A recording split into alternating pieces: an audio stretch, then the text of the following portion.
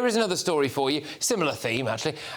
Illegal immigrants are getting discounted beach holiday huts and even discounted hypnotherapy for stress relief. According to the National Audit Office, the cost of housing asylum seekers is set to hit a staggering £15.3 billion over the next decade. But does that figure take into account the endless stream of these freebies and discounts handed out to them while they are put up in hotels across the country? Because the list of stuff is jaw-dropping. Let's have a little look at Wandsworth Council. It's offering money off pottery classes and pantomime tickets, you know? In Birmingham, the same Birmingham City Council that declared itself effectively bankrupt last year, asylum seekers are offered discounts on trampolining and martial arts. What could go wrong?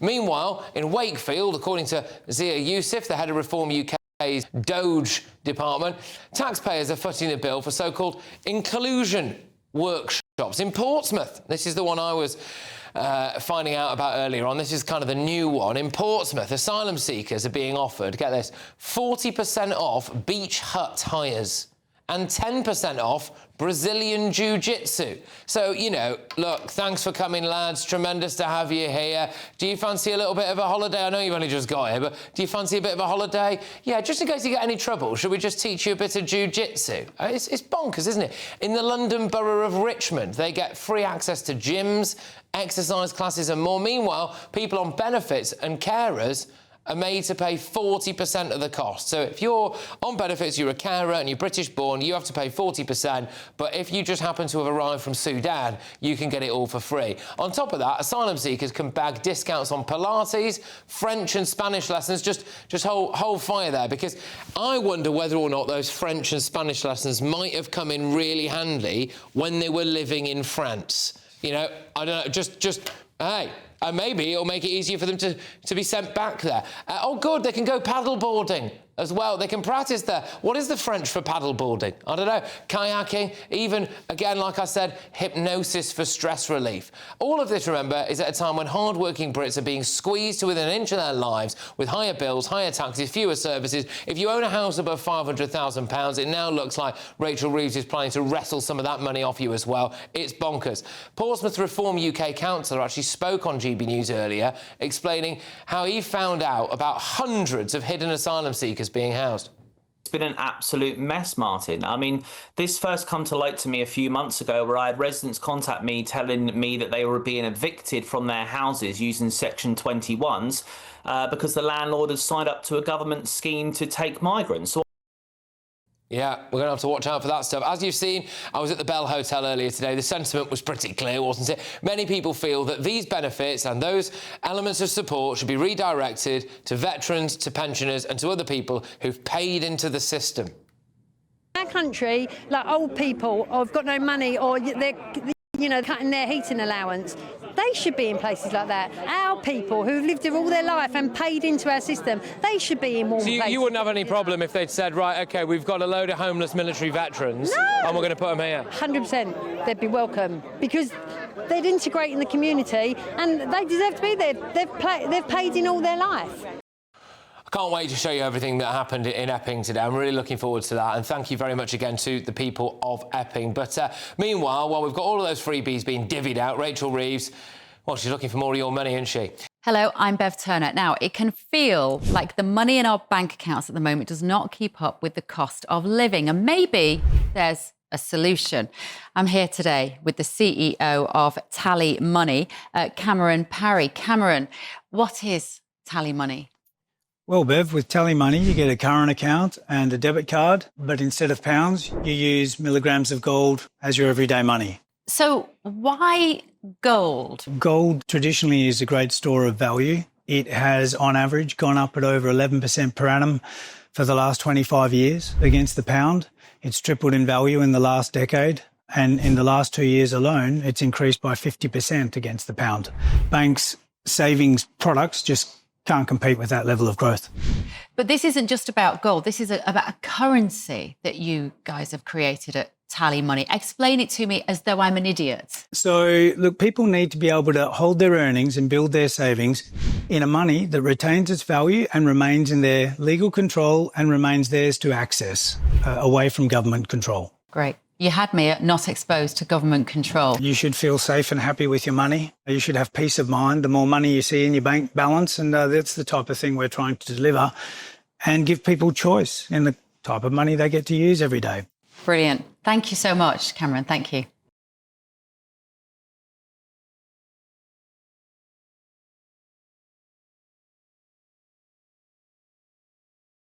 Let's get thoughts from my panel. We are joined this evening by political commentator Esther Cracky. We've also got the co-founder of the Together Association, Alan Miller, and we've got the journalist as well, Jonathan Liss. Right, OK, evening all. So, the freebies for asylum seekers, do you have to pay for your own Pilates by any chance, Esther? Do you get free hypnosis for stress? Or? I'd use hypnosis for something else. I'd use hypnosis to convince this government to get out of power. But yes, I have to pay for my own Pilates. Yes, I'm going to say it. We need to bribe the government to leave politics. Anyway. No, but this is clearly indefensible.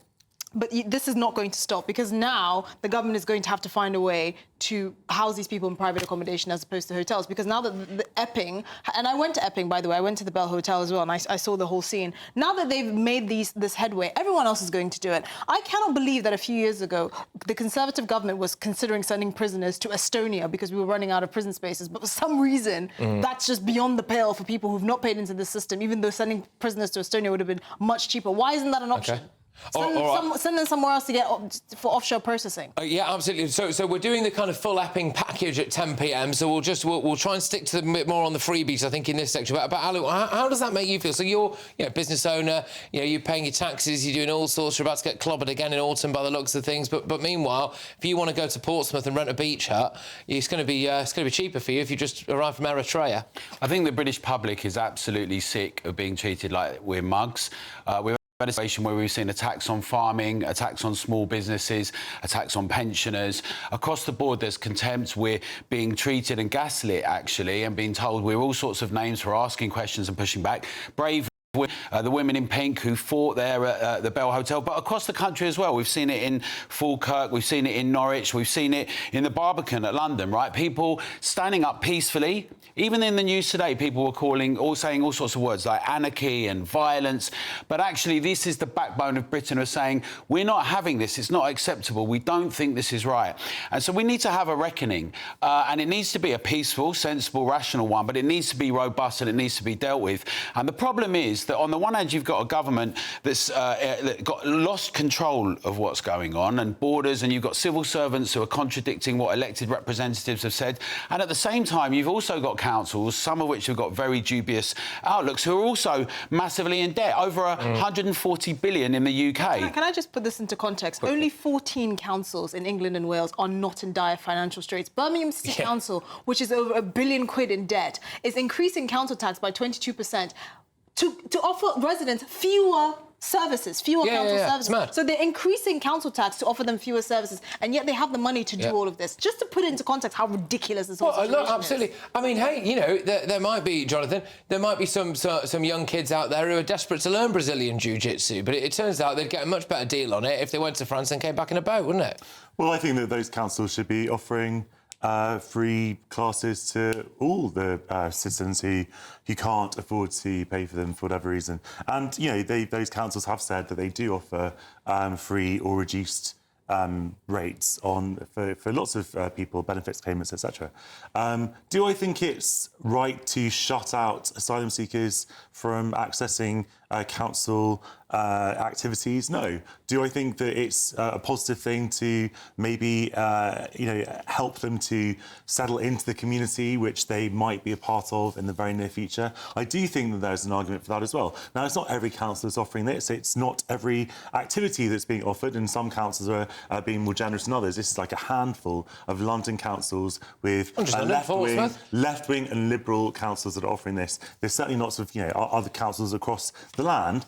In principle, I don't have a problem. But how can any council say that they're in dire financial straits when they have the resources to offer these sorts of things? I mean, that's just scandalous. I think the key word that you used was citizen, and the idea that you've got basically what we've said is illegal migrants. They're coming from France. You're calling them asylum seekers. Well, a lot of the time we can't establish that fact, and there's a big concern about that. The other thing is we're being told that we need to have now digital ID along with other things to track all of us who are actually citizens, to monitor us, to surveil us, but it is not going to do anything to do with that. So we've got increasing treatment of our own actual citizens in an ever more pernicious way, and yet flagrantly treating people who are not citizens currently, and we don't know much about them, in a completely different way. It's disproportionate, and that's what makes people so annoyed. It's not that the British public have got a great sense of fair play and decency. We've historically demonstrated that.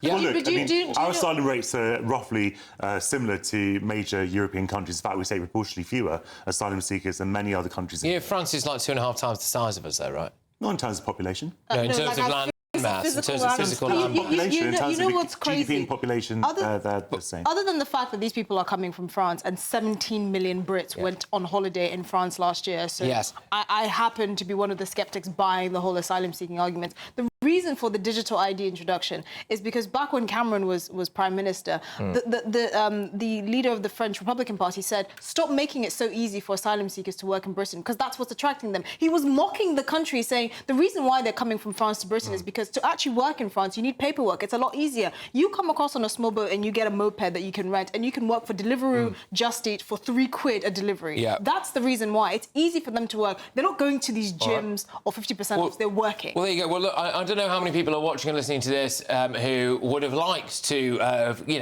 scrimped and saved a little bit and gone and rented a beach hut in somewhere like Portsmouth or Bournemouth or some of these places, and maybe couldn't afford to do it.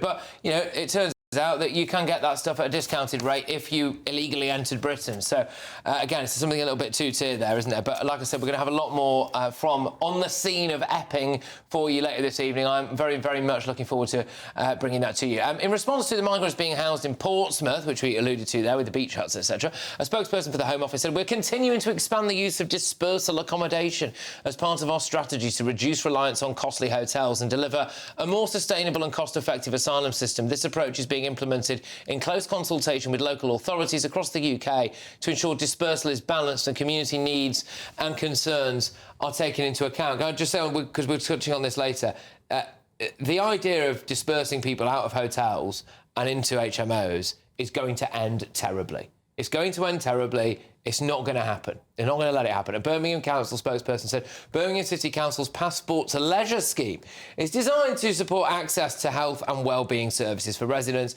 who may face financial or social barriers. Those with a Passport to Leisure card are able to access 20% discount in a range of eligible groups, such as people on low incomes, people with disabilities, carers and asylum seekers. Asylum seekers are recognised nationally and locally as a vulnerable group, and their inclusion in the scheme reflects the Council's commitment to supporting all residents in need. We've also reached out... people who actually pay council tax. Well, it's the only passport they've shown, isn't it? But anyway, there you go. Anyway, we've reached out to Portsmouth Council, Wakefield Councillors, a couple of the others were awaiting a response. Oh, good, Richmond have got back to us. Sorry, we're going to be here all night. Richmond Council is proud to support all residents to lead active, healthy lives regardless of their immigration status. Promoting access to sport and exercise not only improves individual well-being, but also helps reduce isolation and strengthen community connections. Wandsworth Council, really? Access for All scheme includes discounts for asylum seekers and was defended in part by a council spokesperson who emphasised that the discounts came at no extra cost to the taxpayer. Well, that was lengthy, wasn't it? Anyway.